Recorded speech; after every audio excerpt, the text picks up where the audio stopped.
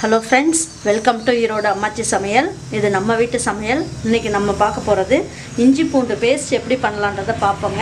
இப்போ இஞ்சி பூண்டு பேஸ்ட் போடுறதுக்கு பூண்டு நல்லா உரிச்சிட்டு நல்லா கழுவிட்டு நல்லா தொடச்சிருங்க. தண்ணி இருக்கக்கூடாது. அது பாருங்கள் 3/4 கப்பு எடுத்துருக்கேங்க.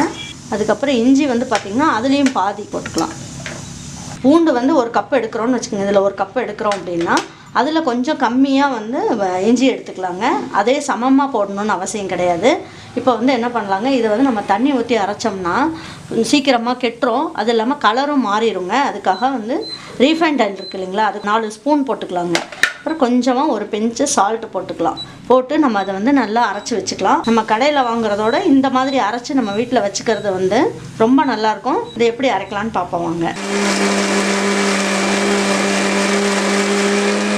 பாருங்கள், நல்லா அரைஞ்சிருச்சு. நல்லா ஒயிட் கலரில் நல்லா இருக்குது பார்த்திங்களா. இது தண்ணியில் எதுவுமே சேர்க்காததுனால இது கலரும் மாறாது, சீக்கிரம் கெட்டும் போகாதுங்க. ஒரு 15 நாள் வச்சுருந்தா போதுங்க இஞ்சி பூண்டு பேஸ்ட்லாம்.